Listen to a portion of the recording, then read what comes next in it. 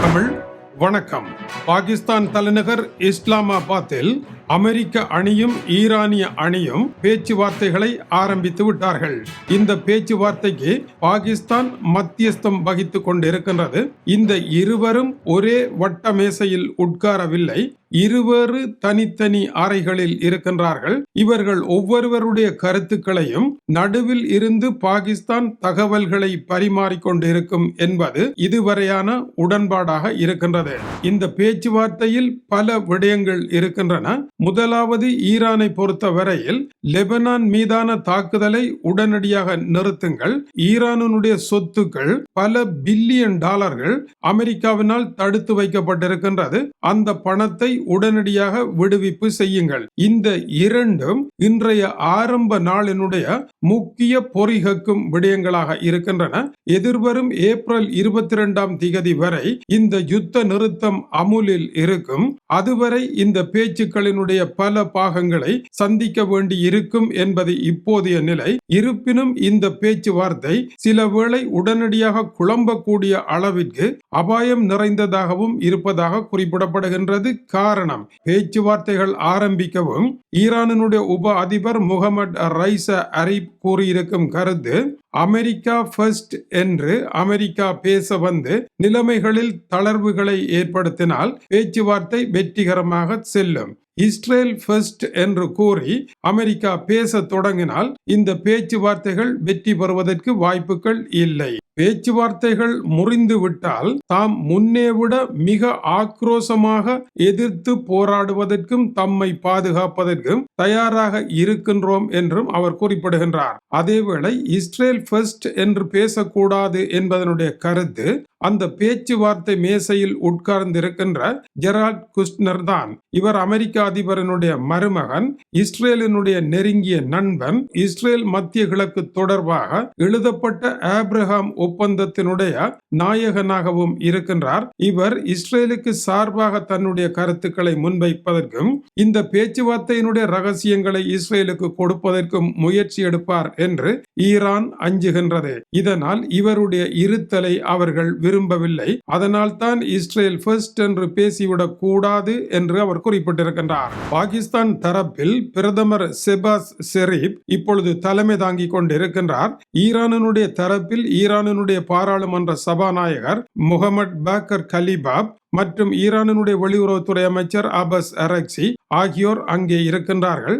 அமெரிக்காவினுடைய தரப்பில் இருந்து உப அதிபர் ஜேடி வேன்ஸ், ஜெரால்ட் குஷ்னர் மற்றும் ஸ்டீவ் பிட்கோவ் ஆகியோர் இன்னொரு அறையில் இருக்கின்றார்கள். பாகிஸ்தான் பிரதமர் இருவரும் பேச்சுவார்த்தை தொடங்குவதற்கு முன்னரே முறித்து கொண்டு ஓடாமல் இருப்பதற்காக முதல் கட்டமாக பேச உட்காருங்கள், பின்னர் பார்க்கலாம் கோபங்களை என்று இரு தரப்பையும் சாந்தப்படுத்துகின்ற வேலையை செய்து ஈரானுடைய அணியையும் அமெரிக்க அணியையும் முதல் கட்டமாக சந்தித்து பேசி இந்த பிரச்சனையை இந்த அளவு தூரத்திற்கு கொண்டு வந்திருக்கின்றோம், பொறுமை காக்க வேண்டும் என்கின்ற கருத்தை முன்வைத்திருக்கின்றார். இருதரப்பும் முதலில் அதிகாரபூர்வமாக பேசுவதற்கு இணங்க மறுத்தார்கள். இப்பொழுது பாகிஸ்தானினுடைய முயற்சி காரணமாக அதிகாரபூர்வமான பேச்சுவார்த்தை ஆரம்பித்திருக்கின்றது. இது உலகத்திற்கு முதலாவது ஆறுதல் பெருமூச்சாக இருக்கின்றது. இந்த அணியில் ஈரான் குழுவினுடைய தலைவர் முகமது பாக்கர் கலிபாப் கூறுகின்ற பொழுது, எங்களுக்கு அமெரிக்காவில் நம்பிக்கை இல்லை என்று விமான நிலையத்தில் இறங்குகின்ற பொழுதே கூறிவிட்டார். எங்களுடன் அமெரிக்காவிற்கு நடைபெற்ற ஓராண்டு கால பேச்சில் 2 தடவைகளும் பேசிக்கொண்டு இருக்கும் பொழுதே நம்பிக்கையுடன் நாங்கள் பேசிக்கொண்டிருக்க அந்த தருணத்தை ஆதாரமாக வைத்து எங்களை ஏமாற்றி அமெரிக்கா எங்களின் மீது தாக்குதலை நடத்தியது. இதனால் பேச்சுவார்த்தை நேரத்தில் அவர்கள் என்ன செய்வார்கள் என்று தெரியாத நிலையில் நம்பிக்கை வறட்சியுடன் தான் நாங்கள் செல்கின்றோம் என்றார். பேச்சுவார்த்தை நேரத்திலேயே தங்கள் மீது பயங்கரவாத பட்டம் கட்டி தாக்குதல் இல்லை என்று தந்த வாக்குறுதிகளை மீறி எல்லாவற்றையும் சீர்குலைத்த காரணத்தினால், சீர்குலைப்பதே இவர்களுடைய பழக்கமாக இருப்பதனால் இன்று மட்டும் நல்லவர்களாக நடப்பார்கள் என்ற நம்பிக்கை இல்லை என்ற பொருள்பட அவர் தன்னுடைய கருத்தை முன்வைத்தார். எனவே நம்பிக்கை வறட்சி நிலவியது.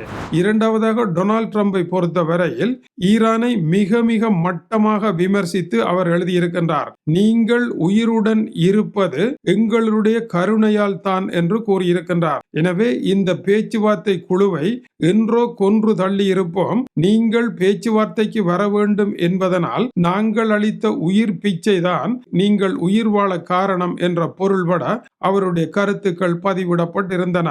தங்களுடைய கருணையால் தான் நீங்கள் உயிருடன் இருக்கின்றீர்கள் என்றும் அவர் கூறியிருக்கின்றார். இப்படி ஒரு மட்டகரமான கருத்தொன்றை கூறி பேச்சுவார்த்தை சரிவரும் என்று டொனால்ட் ட்ரம்ப் கருதி இருப்பதும் ஆச்சரியமான ஒன்றுதான்.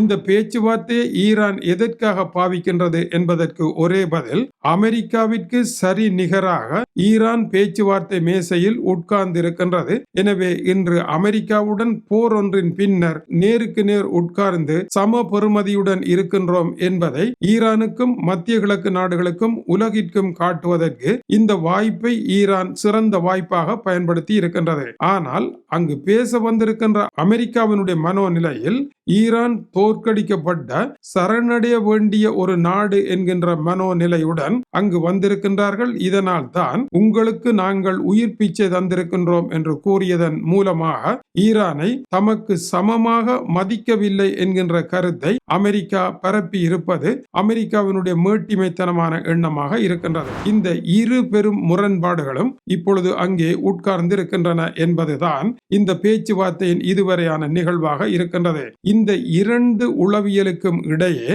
ஜேடி வேன்ஸ், கலிபாப் ஆகிய இரண்டு பேரும் எப்படி பேசி ஒரு முன்னேற்றகரமான இடத்தை நோக்கி இதை கொண்டு செல்ல போகின்றார்கள். இப்படியான ஒரு பெரும் உளவியல் நெருக்கடியை மிகப்பெரிய ராஜதந்திரிகள் உட்கார்ந்து பேசினால் கூட அதற்கான தீர்வை காண்பது கடினம். ஜேடி வேன்ஸ், கலிபாப் போன்றவர்கள் சர்வதேச ராஜதந்திர விவகாரங்களில் ஈடுபட்டு எந்த வெற்றிகரமான பேச்சுவார்த்தை முடிவுகளையும் தந்தவர்கள் அல்ல. பாகிஸ்தான் நாடும் எங்காவது மத்தியஸ்தம் வகித்து உருப்படியாக ஒரு சமாதானத்தை கொண்டு வந்த நாடும் அல்ல.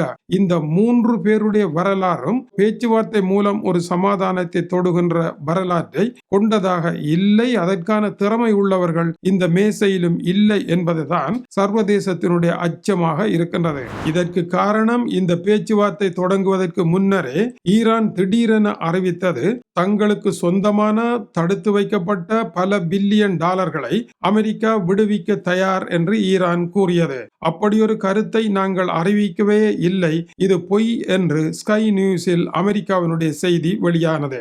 ஈரான் எதற்காக அப்படி சொன்னது? இந்த பேச்சுவார்த்தையில் நாங்கள் உட்கார்வதற்கு நம்முடைய பணத்தை அவர்கள் தருவதாக ஒப்புக்கொண்ட காரணத்தினால் தான் அங்கு சென்றோம் என்று தங்களுடைய நாட்டு மக்களுக்கும் அங்குள்ள கடும்போக்காளருக்கும் சொல்ல வேண்டிய தேவை இருந்தது. அப்படி பணத்தை கொடுத்து விட்டால், இவர்கள் பணத்தை வாங்கி கொண்டு டிமிக்கி விட்டால் என்ன செய்வது? வீட்டு வியாபாரியாகிய டொனால்ட் ட்ரம்ப் எப்பொழுதும் பணத்தை முதலில் கொடுக்க மாட்டார். அவரை பொறுத்தவரையில் தீர்வை தொட்டால் மட்டும் பணத்தை தருவேன், இல்லையேல் பணத்தை தர முடியாது என்கின்றார்.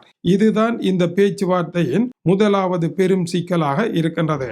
டொனால்ட் ட்ரம்பை பொறுத்தவரையில் இந்த பேச்சுவார்த்தையை சுமூகமாக முடித்து தானே வெற்றி பெற்றேன் என்று வெற்றி பிரகடனம் ஒன்றை பிரகடனம் செய்வதற்காக காத்து கொண்டு இருக்கின்றார். இப்படியான நிலையில் இப்பொழுது பேச்சுக்கள் நடைபெறுகின்றன. பாகிஸ்தானினுடைய தலைநகர் இஸ்லாமாபாத் முற்று முழுதாக மூடப்பட்ட நகரமாக முள்கம்பி வேலிகளும் சீமந்து சுவர்களுமாக அடைக்கப்பட்டிருக்கின்றது. பாகிஸ்தானில் அன்றாடம் பயங்கரவாத தாக்குதல்கள் நடைபெற்றுக் கொண்டிருக்கின்றது.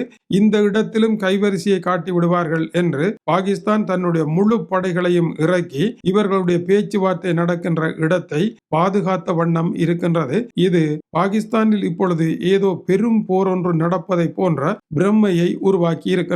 பெரும் பெரும் ராஜதந்திரிகளே சறுக்கி விழக்கூடிய ஒரு மைதானத்தில் ஜேடி வேன்ஸும் ஈரானிய அணியும் இப்பொழுது மோதி கொண்டிருக்கின்றார்கள். டொனால்ட் ட்ரம்ப் ஒரு கனவில் இருக்கின்றார், ஈரானிய கடும்போக்காளர்கள் இன்னொரு கனவில் இருக்கின்றார்கள். இரண்டு கனவுகளும் எட்டி தொட முடியாத கனவுகளாக இருக்கின்றன. இவற்றை இணைப்பது எப்படி? யுனிக்கான ஒரு தீர்வை எட்டி தொடுவதற்கு பேச்சுவார்த்தை மேசையில் இருப்பவர்களுக்கு தகுதி இருக்கின்றதா இல்லையா என்பதுதான் இப்பொழுது கேள்வியாக இருக்கின்றது. டொனால்ட் ட்ரம்ப் அனுப்பி இருக்கின்ற பேச்சுவார்த்தை தீர்வுக்கான பேக்கெட்டை திறந்தால்தான் அந்த பாக்கெட்டுக்குள் இருப்பது முள்ளா மலரா என்பது தெரிய வரும். இதுவரைக்கு அவர்கள் தடவி பார்த்திருப்பார்கள். இதேவேளை ஈரானில் அவசரமாக சீனாவினுடைய ஏவுகணைகள் சென்று இறங்கி கொண்டிருப்பதாகவும், மூன்றாவது நாடொன்றில் இருந்து சென்று கொண்டிருப்பதாகவும், அடுத்த போருக்கு அவசரமாக தயாராகி கொண்டிருக்கின்றார்கள் என்று வால் ஸ்ட்ரீட் ஜேர்னலில் முக்கிய செய்தி வெளியாகி இருக்கின்றது. அந்த செய்தியையும் காண தயாராகுங்கள். இது டியூப் தமிழுடைய உலக செய்திகளுக்காக டென்மார்க்கில் இருந்து கீசே துரை. வணக்கம் உறவுகளை.